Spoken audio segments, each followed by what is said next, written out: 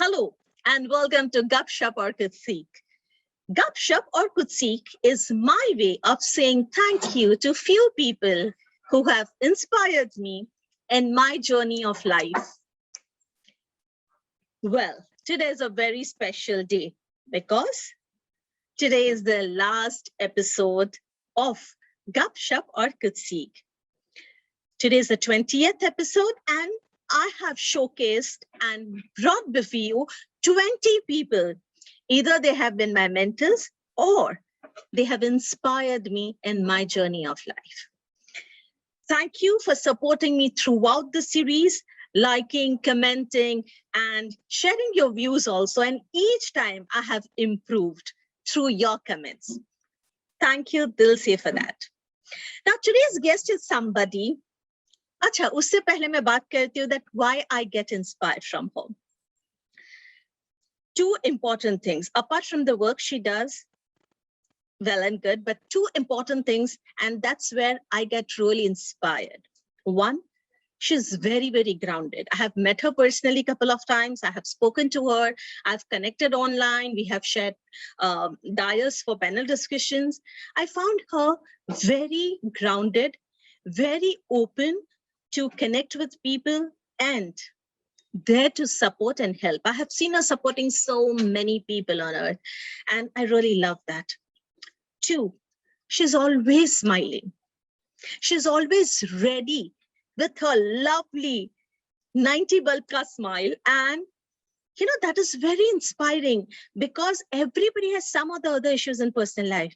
But the way you connect with other people, the way you smile, that's the first thing that speaks volumes about you as a person. How open you are, how pious you are by your soul, how connecting you are, how grounded you are, and how connected you are within. That speaks. Just one smile is enough to tell lots about you as a person.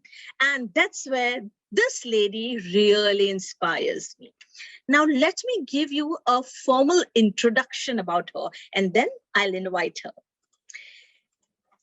She is a national training head by profession, a radio jockey by passion, and the founder of Unimo Universe of Moms, which is arguably world's largest community of moms. She is also a global lead for Facebook Community Leadership Circles, Mumbai.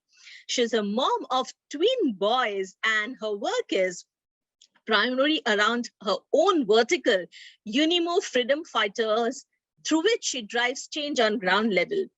UFF adopts orphanages, senior citizen homes, conduct drives around pertinent social causes, and has associated with renowned NGOs like Gonj, Prayas, Kherwadi, Onco Happy, and many more through her 3.45 lakh strong mommy support group.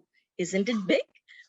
Yes, you guessed it right, my dear friends. I'm talking about none other than Neha Kare Kanabar. Welcome, Neha, to Gupshup or Kutsik. Hi, Radhi. Thank you for having me on your platform. It's such a pleasure. Same here. And thank you for removing some time from your busy schedule. I see you everywhere these days, supporting people, talking about Facebook, supporting community, supporting a lot of moms. And the best part is, I love that tagline of yours. Moms को भी थोड़ा अपना time चाहिए होता है, थोड़ा party time तो चाहिए होता है, थोड़ा एक break तो बनता है. It is so important. I love that. So friends, she is none other than Neha Kare Kanabar, and I already spoke to you about what inspires me. And can you just relate to it what I spoke to you all? So it's all yours. Neha, as a matter of ritual, there's a small rapid fire round, and you know, I want people to know something about you, something about the other side of Neha Kare Kanabar, because everybody has seen you as the leader of the biggest community across the world, mommy community, and then doing a lot of work with NGOs, talking about and supporting communities through Facebook. I so wanted people to know the other side of you. So here we start with the questions. Tell me, Neha, 5 things people don't know about you as an individual. Okay. First is that I am a voracious reader. Second, I do read tarot cards very well. Oh, lovely. Third, basically we are three sisters and a brother. So I have a younger brother. Not many people know about it. Fourth about me is that I worked for renowned organizations like Unilever, Times of India's of the world. And fifth is that I can basically sing every song ulta. So if you are if you know there is a little song, I can sing it pura ulta, all the words ulta with the same lyrics and the same tune. Awesome. Can you give us the example of it? I mean, I'm sure many people would like to hear you. Riddhi, you caught me on the rapid fire. I never thought I'll reveal the secret to anybody.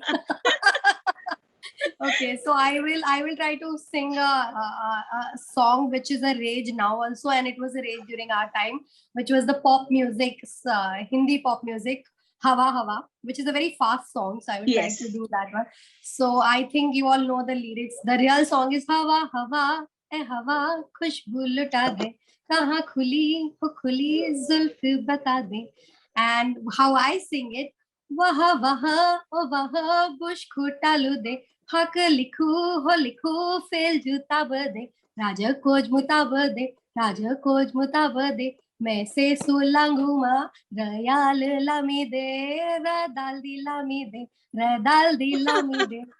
This is different. My goodness, this is so fun and very unique as well. It's not that easy. Let me tell you that, Neha. Okay, 4 things which are most dear to you. Okay. My manifestations, rituals, what I do. Second, my vision board is very dear to me. And I think the third obvious answer is my twin boys. They are like apple of my eyes. I cannot really see my existence without them. Like the year I got married, I conceived them the very next year. So I've been with them. And last but not the least, my biggest support is my husband. He is the wind beneath my wings. So he's the dearest of all. Lovely, lovely. Neha, 3 things that we find on your bedside table. Without them, Neha Kare Kana Bar is, I mean, it's difficult to see Neha without those 3 things. Okay, so of course, a book, a bottle of water, and I have a picture of my community members, my leaders, my heads. I value them a lot, so I put them there. Because I'm a manifestation coach. Whatever you see is what it grows in your life. Absolutely. And that's why my team is growing. So these 3 things. That's so beautiful. 2 things which you are highly passionate about.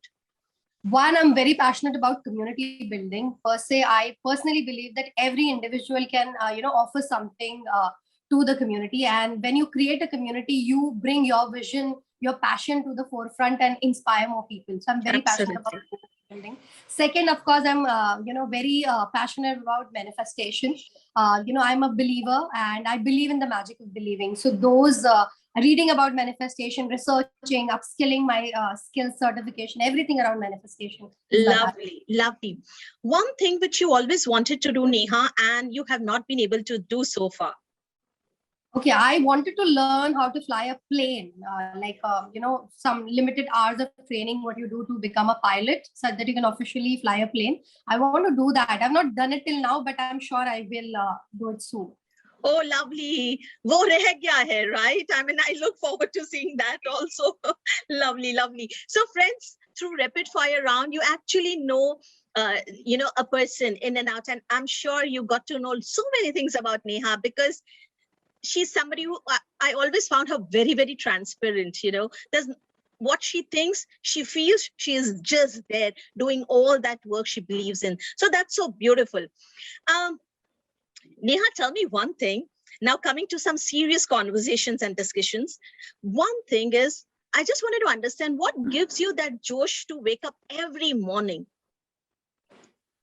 I personally feel that, we all were sent to this world with a purpose to discover our true north. And I think at this point of my life, I have discovered my true north.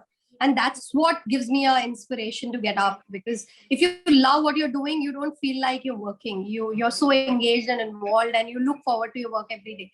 So I think discovering my true north and being able to do what I want to do, is what wakes me up. Amazing, amazing. I so agree with you. When you believe that the work, what you do, you love doing that work, and that's a passion and that's a josh you get. I so agree with you. Neha, you Ikigai. work, Yeah. I agree. Your work towards women empowerment is clearly seen every day. But what do women really want? While you are running women's community, I would put it as mom's community. Okay, I do run Lajja, but I always find that there is something which women are not so clear about their wants and needs. Being a psychologist also, what do you feel? What is actually they want? I would take this question in two parts. The second part, what you talked about, that women do not have a clarity, because I know Lajja is also a wonderful platform empowering women. Per se, what I've seen is women have a self-inflicted guilt, very deeply embedded in them. Like they are Absolutely. constantly they're constantly judging their own self. You know, their ecosystem is judging them later. They're judging themselves first. They every day I meet mothers who feel they're not mothers enough, they're not good mothers enough, they're not good wives, they're not able to do justice to being a good daughter. So every day they strive by having a self-inflicted guilt. Now when you stretch yourself to be the best or be ideal, it's okay, but you cannot have that self-inflicted guilt. You cannot judge yourself so harsh, so you cannot be so critical of your own self. If you won't really appreciate your own self, who else will? How the world will Absolutely. see the best part of it. So I think that is my observation, that women somewhere has to get rid of this self-inflicted guilt. There are a lot of people already who will put us into that guilt, so let them do their jobs, and That's so you true. just be confident about yourself. That's so So true. I think that's what I have seen. The second part, what I think is, women are very powerful breed. Only thing is, it's time that the time they decide to realize their potential and do something about it, that's the day of their awakening. So I've seen women do wonderful things in my community when they realize that they're ready. So guys, you have to just tap on your shoulders and say that this is the time, and this is your time to shine. And when you realize that, nothing in this world can stop you. I think these are the two critical things. I so agree with you here, Neha, because I've seen when the parents come to me, right, and specifically mothers, when they come to me with their children, any behavioral issues in regard to their children, I've seen often talking about themselves. Often I see that there's a gap between their expectations, their needs, their wants, and their child's behavior also. And even there is a gap between them and their child. So there is so much of when we're talking about parenting, when we're talking about mothers, when we're talking about women, there's a gap. And if the person starts understanding herself, I'm sure the gap will be filled soon. So I'm so waiting for you for things to happen, right? And mothers start coming out of this guilt, because that's not leading them anywhere. Ajay, tell me, you talk about manifestation. You have coached so many people, and one of your programs, that's Money Manifestation, I have been a part of it as well. Okay, as a young child, did you manifest what you are doing right now? Okay. So basically, manifestation, especially money manifestation, has a very strong, impact on your life when you are young.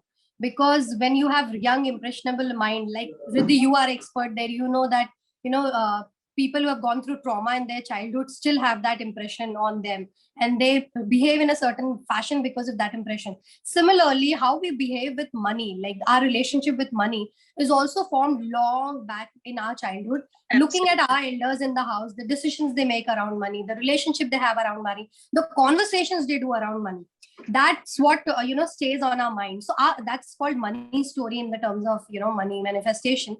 Your money story is written in your childhood, so you cannot really rewrite that money story, but you can definitely be aware and more mindful of making sure that your next generation is trained on the right money story, and you are writing a great story for your children. So basically, when I was a child, I was staying with my grandparents. I've not stayed with my parents. My dad is an engineer, so he was traveling throughout. And he wanted me to go to a convent school, an English medium school. So he kept me in St. Joseph's. And I was with my grandparents. And I had a very strong impression of money around my grandparents. And there, I was in a very different fix. Riddhi. You being a psychologist will understand that I used to miss my parents because everybody used to stay with their parents. And at the same time, I had a set of grandparents who were like parents to me, who were very loving, who used to give me whatever I used to ask. And I was very bonded with them. But at the same time, whenever I used to look at children who were missing who were with their parents, I used to miss my parents. So I was in an emotional, dilemma all the time, not knowing if I belong to the place I was in, And that time, I started reading a lot, and I started, talking to people about very mysterious things like sigils, symbols, law of attraction. Oh, And wow. that was the time it was shaping up. And there I started, attracting a lot of good things in life. I used to sit down and I used to say that I want to go to a place where I belong, where I feel that belongingness. And that's where my manifestation journey started. In fact, I'll give you my biggest, success of manifestation is my twin boys. Nobody in my family have twins. And I told my mother Lovely. before even getting married that I wanted twins and I will have twins. And today I have twin boys. So I think that's the biggest manifestation example I can quote. Amazing, amazing. I never knew about all this. Lovely, Neha. Good, I asked you this today. Okay, as random it may sound, but I wanted to know, what is your go-to comfort food and why? My go-to comfort food is dal chawal. Hey, ghar ka wow. dal chawal with A2 cow ghee in it, because I feel I'm not a foodie. I go out with my friends. I do a lot of community meetups and parties, but all my friends know that I'll end up eating only that dal chawal and that paista also, because that's my comfort food that keeps me stress free. And at the same time, I do not have any medical ailment or illnesses, except my stomach is very sensitive. If I eat anything spicy, it can really do good harm to me. So I find comfort physically, mentally, emotionally with that dal rice, and it's very, very So amazing. I'm going to pick up that word spicy. I have often seen the people who are into manifestation, who are coaches, who are doing some wonderful work, spicy food is just not their comfort. Okay. Do you believe in that? I totally do. And I also believe in the Ayurvedic philosophy of what you eat is what you are, So Absolutely. people who, not judging any individual, but per se what the research says, if you like spicy food, if you like hot food, if you like, a lot of masalas and all, they say you become a little short tempered, or you have little less control on your, indriya. So they say so. Of course, the best researchers would know. But I personally feel is what you eat is jaisa ho ann vaisa ho aapka man. Absolutely. So my mother is Ayurvedic doctor, and we have been brought up listening to all this stuff, So Ratsik, Tamsik, and all khana. Yeah. And that's what I strongly believe, that what you eat makes you, you start behaving that way. So it's so important that you are mindful about the food you eat. Amazing. I just love that. Riddhi, there's also one more thing in manifestation, that every food has its own energy as well, as we all know. And then when you combine a person who's already short tempered with a lot of spicy food, see, you have your own personality, and the food also has a personality. And when you try to, like, why do we drink water when we are very furious or angry or upset? Why people offer us water? To cool us, to calm us. So water is said to be calming, making our thoughts go a little, calmer, peaceful. So similarly, every food has a personality. And in fact, if people who are watching this video can also search on internet, and you'll know about what Riddhi's talking about, what I'm talking about. In every culture, the food is talked about very wisely, and the personality associated with that food. So try to be very mindful of picking your food wisely. Absolutely. And I remember I had watched one video of yours, and in that you had mentioned, if I'm not mistaken, that before you eat food, maybe a shlok about the food, or just a thank you. It's so important. And I remember while I was young, my mother used to teach me Hari Darta, Hari Bhokta, Hari Anna Prajapati. And that's how we have started eating food. So whenever we are eating food, we tend to respect the food. And that's how our identity is made. And that's what I've been teaching my little one. So when I watched your video, I could so relate to it, that respecting food is also very important. Riddhi, basically, if you look at our, deities, and they say 33 koti Devi Devta hai Hinduo ko. So I'm just quoting Hindus because we both hail from the same culture, so we'll understand it more. But I'm sure every religion will have a story like that. Absolutely. But Riddhi, when we look at our deities, Annapurna is considered to be a god or a goddess of food, and we respect her, we pray to her. Then if you're praying a deity by the name Annapurna, that says your food is equivalent to God. So why will you not pray, to a food which is going inside you, to make sure that you are becoming healthy through it or unhealthy through it. So you have to bless that food. You have to bless every single, and energy which comes across in your life, which is in a close contact with you. So food is, I think, a very, very important part of our daily routine. Brilliant, brilliant. I so agree with you, and I believe in the same as well. Thank you for bringing this and, making people aware about it. Neha, if you had a magic wand to change one thing about the world or about people, what would be that? Okay, being a community leader, I'll speak from my experience that, coming from a community with 500,000 mothers and working with them in and out and talking to them all the while, I think I will want the world to be a little more tolerant of each other. There'll be personality conflicts, there'll be opinion differences, there'll be, factual differences, there'll be, mood swings. Every energy is different, every energy is unique. You will always have a sense of conflict with each other on some agenda or other. If you become tolerant of others' views and understand from their point of view by, stepping inside their shoes for a minute, I think the world will become a better place. So I will definitely want the world to become a little more tolerant. Beautiful, how beautiful.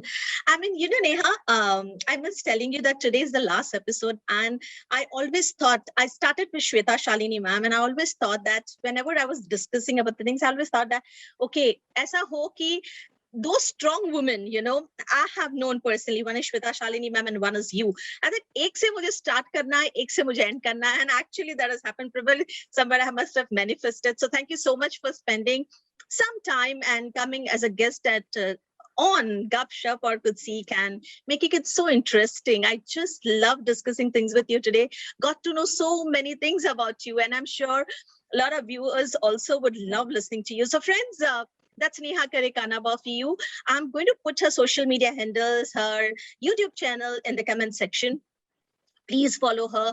Please watch all the videos. She's been talking about some wonderful things, few of the things she spoke today. And trust me, that is our core. That is our being. And we are Indians. Come on. We should not be forgetting our core. We should not be forgetting our being and be grounded. It's okay to be grounded. Hence, thank you so much, Neha. And friends, thank you so much for following Gupshup or Kuch Seek. We have completed today 20 episodes, and we're going to close this for time being. Coming back soon with few more people who have inspired me in my journey of life, and I'll keep you posted. Thank you so much, and thank you, Neha Dil se. Thank you. Thank you, Riddhi. You are such a magician host, and what a beautiful program you've curated. And thank you for making me a guest here.